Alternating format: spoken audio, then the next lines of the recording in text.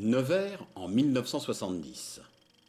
En tête d'un train omnibus voyageur composé d'un fourgon 3 pattes modernisé Sud-Est et de voitures Romilly, l'une des 53 locomotives 141R chauffées au charbon, basée au dépôt de Nevers.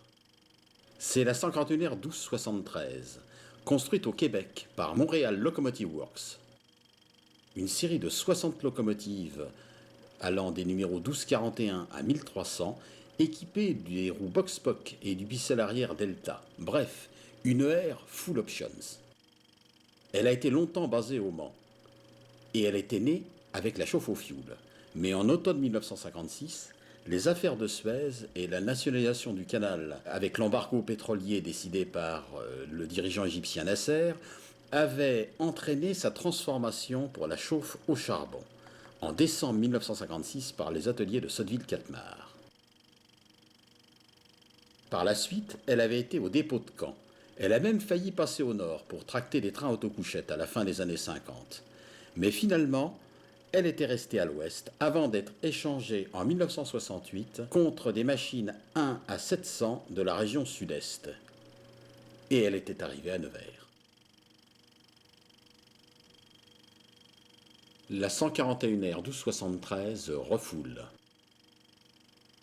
En jetant son dernier feu le 26 septembre 1973, Nevers fut le dernier grand dépôt vapeur du PLM et l'ultime dépôt vapeur de la SNCF région Sud-Est.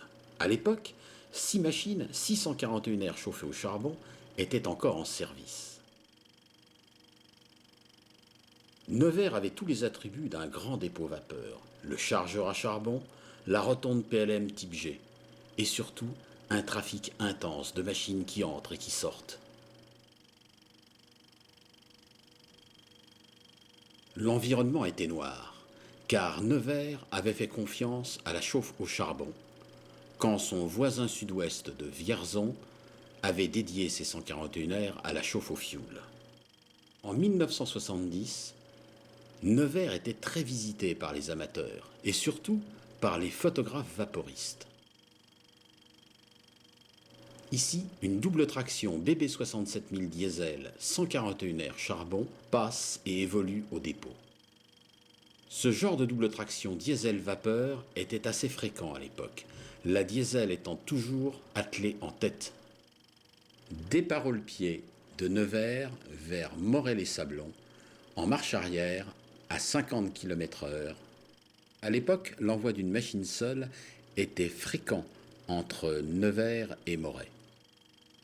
Moret, qui était l'étape de fin d'électrification sur le parcours Paris-Clermont-Ferrand et la ligne du Bourbonnais.